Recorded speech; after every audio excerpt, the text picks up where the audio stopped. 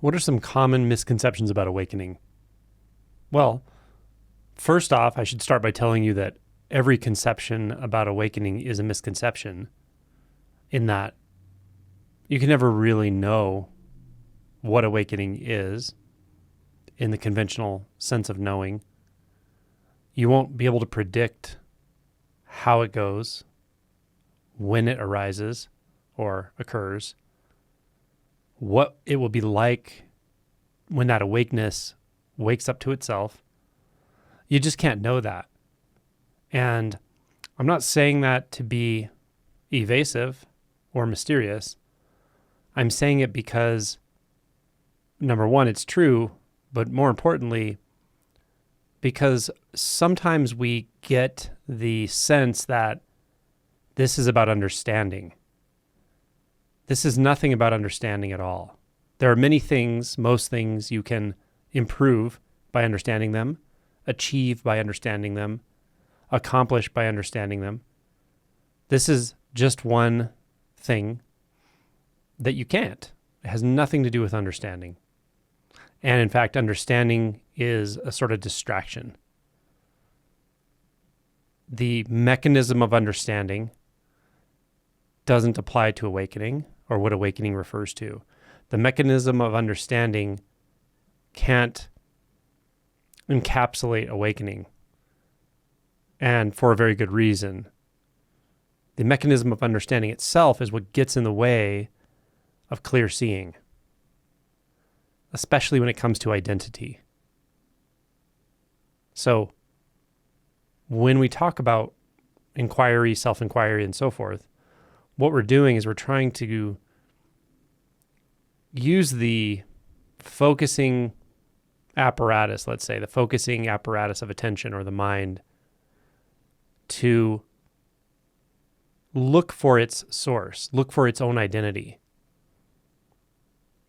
And by looking for its own identity, we sidestep the tendency to try to use thoughts to stabilize an identity, to learn about an identity, to investigate identity. So we don't use thoughts to do that. Rather, we try to touch into the identity itself, whatever it seems to be, wherever it seems to be. Kind of like going to the root of thought, going to the root of where those thoughts seem to arise from, or sometimes going to the center of where it seems as if you're perceiving thoughts from, you're perceiving the world from, you're perceiving yourself from. That's the idea here, or the pointer is to go to the root or source, or most primary experience, most primary thing in your experience right now. Now, if your mind is thinking about this, analyzing this, comparing it to other things you've heard, that's not really what I'm pointing to. I'm pointing to where it is that you feel like you are, from which that curiosity is arising, from which those thoughts are arising, which you may find is actually the same exact thing or non-thing, the same exact experience as where the thoughts themselves are emanating from. And it has nothing to do with a separate you. It has nothing to do with an identity. There's no identity here. There's no identity anywhere. Identity is a false construct. It's like if you hold one mirror up in front of you, one mirror up behind you, and you see an infinite number of mirrors and faces that seem to go down in front of you into like a cascading, telescopic, infinite mirror experience, and also seem to be behind you. But in reality, those don't exist. If you reach behind you, there's nothing there.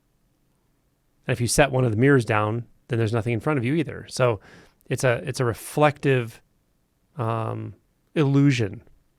Identity is a reflective illusion. Identity is like those mirrors inside the mirrors inside the mirrors. It's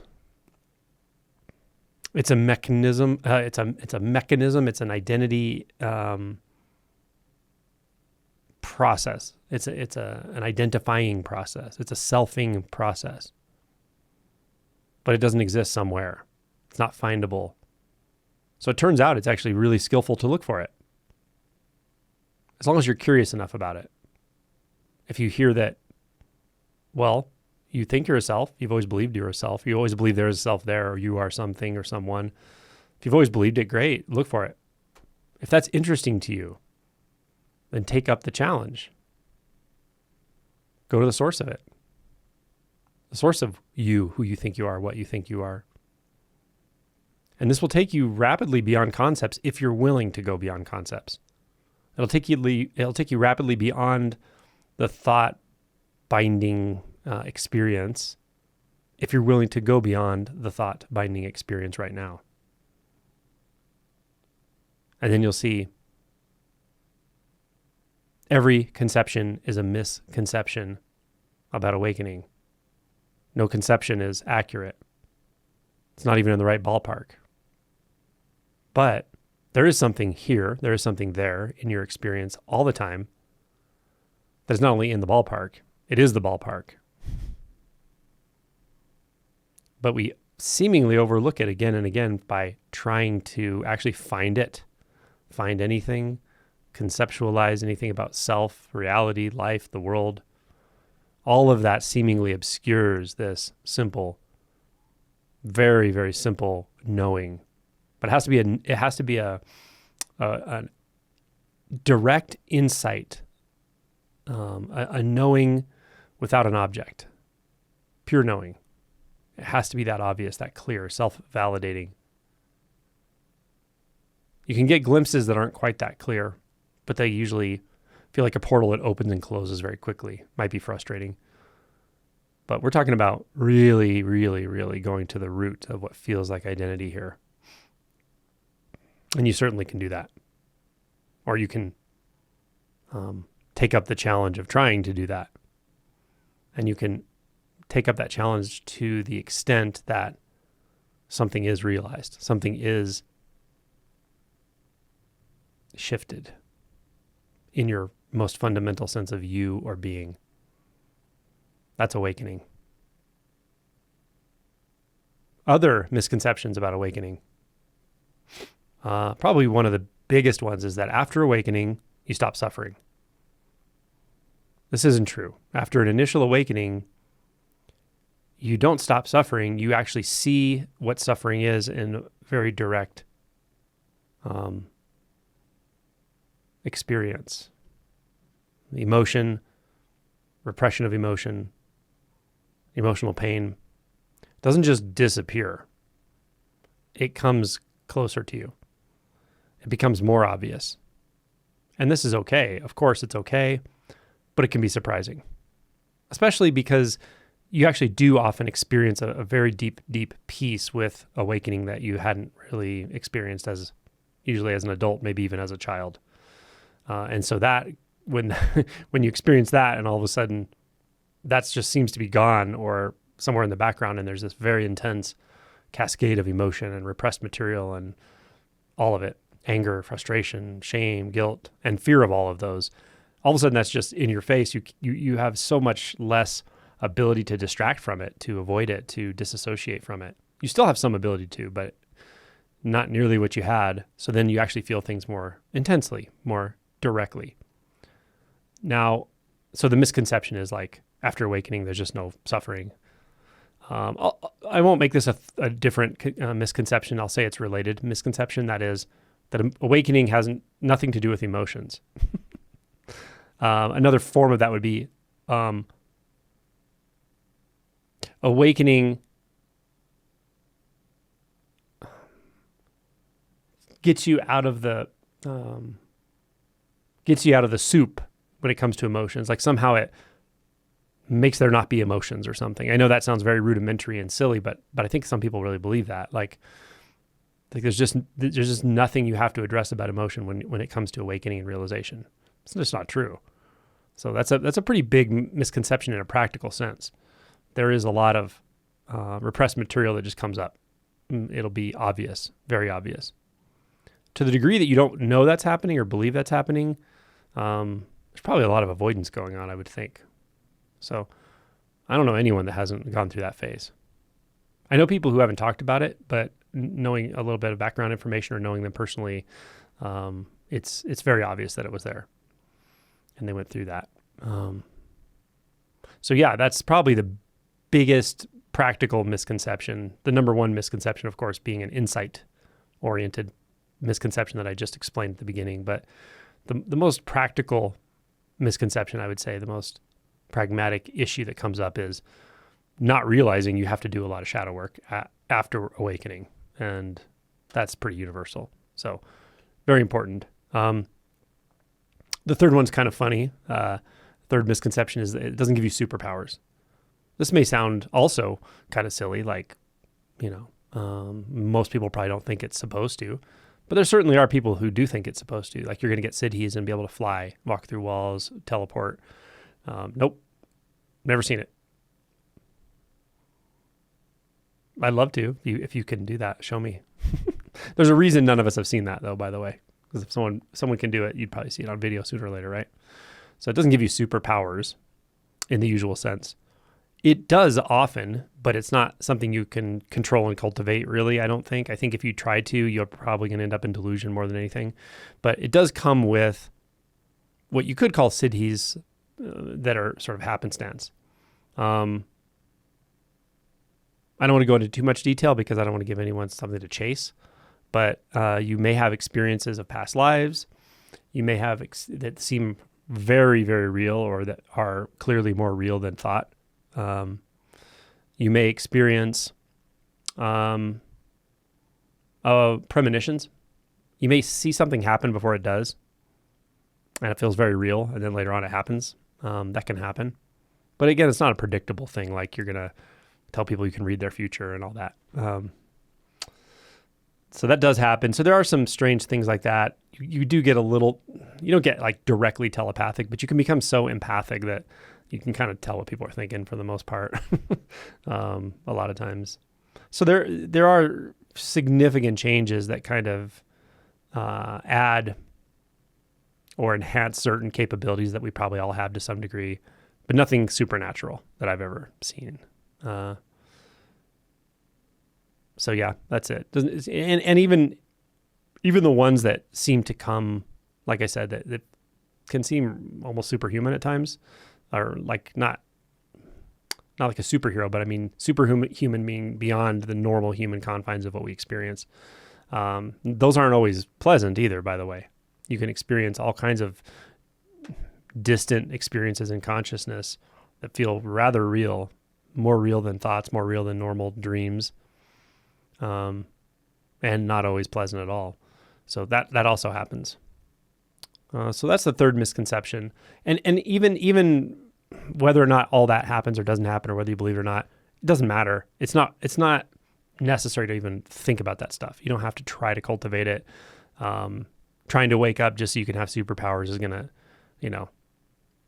confuse you, and can certainly be some kind of distraction. It's just not about that. Fourth misconception is waking up cause you to have like perfect health or perfect mental health or something. It doesn't.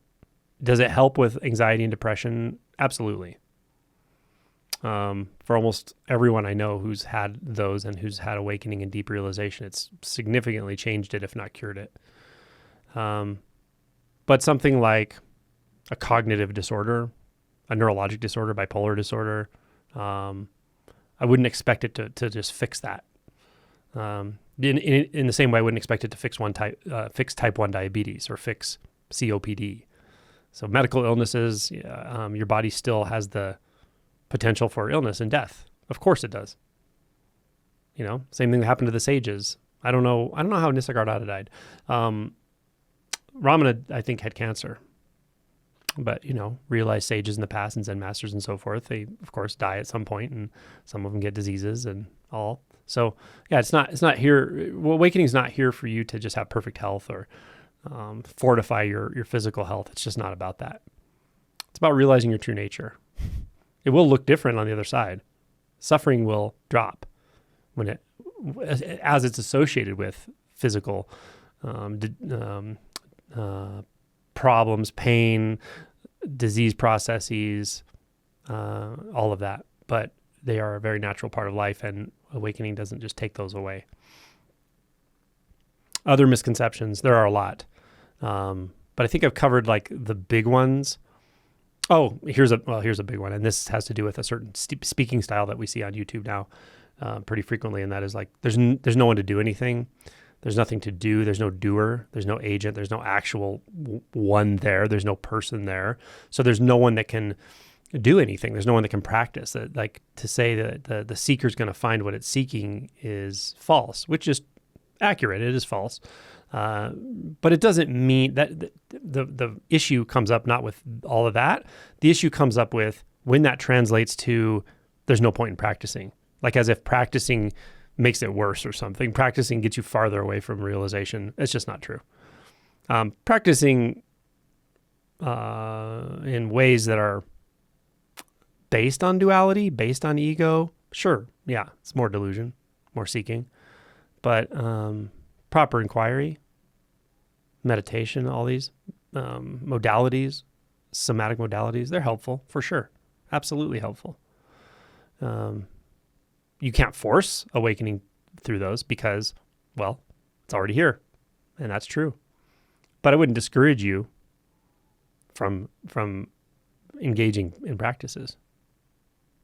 It's just important to recognize that you can't force the hand of reality.